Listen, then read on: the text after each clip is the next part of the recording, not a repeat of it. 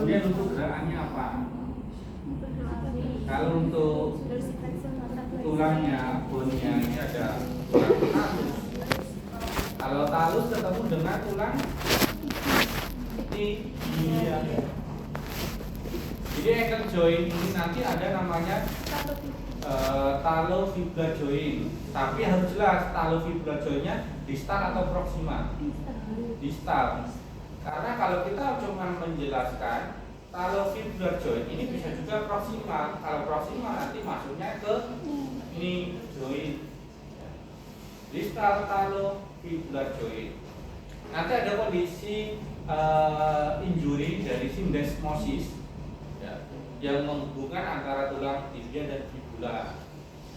Entah injury, entah fracture, pemeriksaan apa saja yang nanti bisa kita lakukan.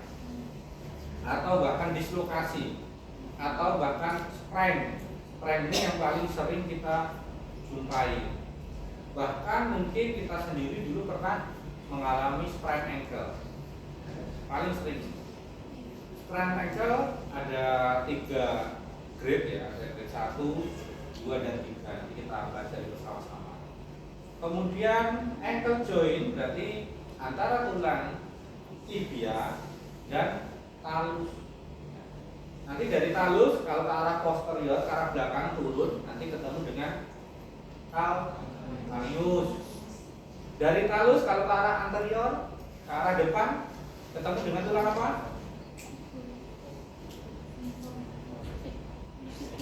Cuneiform atau navicular.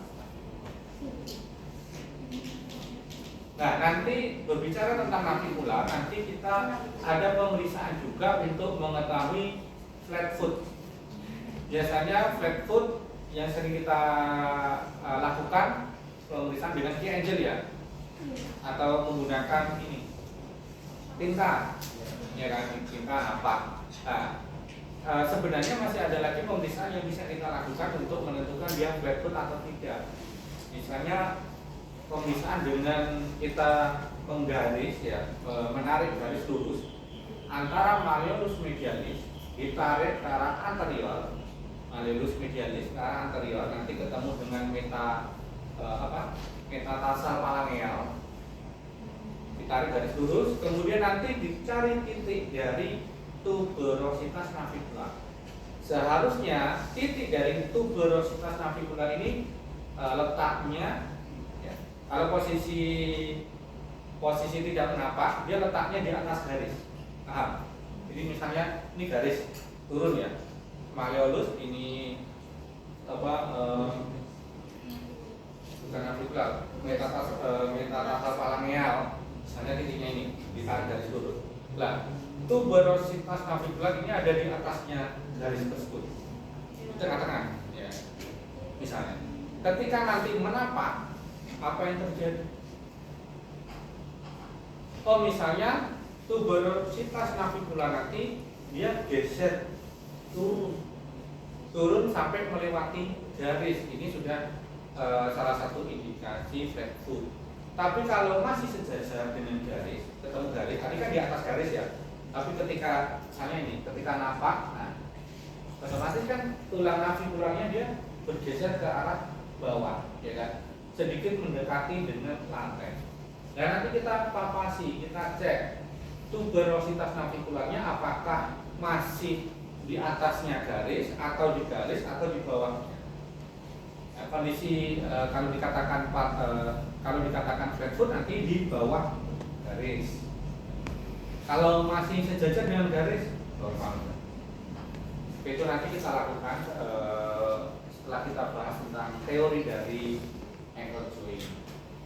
Ini ada tulang talus, calcaneus, kemudian navicular, cuboideus, kemudian cuneiform, ada saraf medial, kemudian metatarsalia 5 buah dan phalangeal 14 buah. Untuk maskernya ada dilihat dari anterior, posterior, lateral dan medial. Ini kita lewati ya, sudah cepat.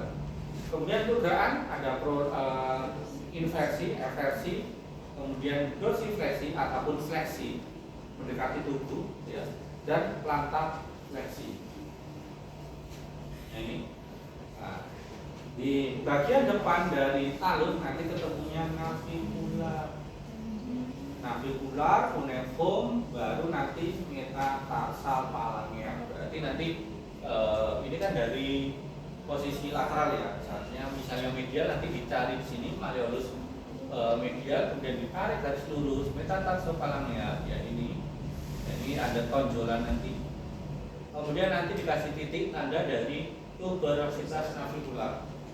Namanya tuberositas ini kan tonjolannya. Sama halnya tuberositas tibia, berarti kan yang kelihatan menonjol.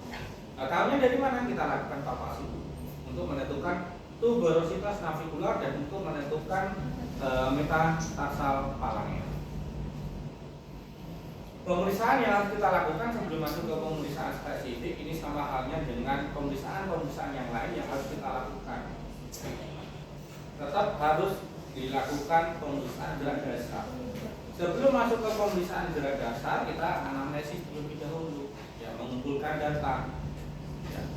Sakitnya di mana, nyerinya di mana, letaknya di mana, faktor yang memperberat, memperparah, nyerinya ini muncul ketika aktivitas apa, atau nyerinya ini hilang ketika dia beristirahat atau bagaimana. Kemudian ada anamnesis tambahan juga untuk mendapatkan kesan atau gambaran tentang asal atau penyebab keluhan yang berada di luar dari susunan alat gerak ataupun yang terlokalisasi. Selanjutnya inspeksi, informasi yang bisa kita dapatkan dari inspeksi ya, inspeksi.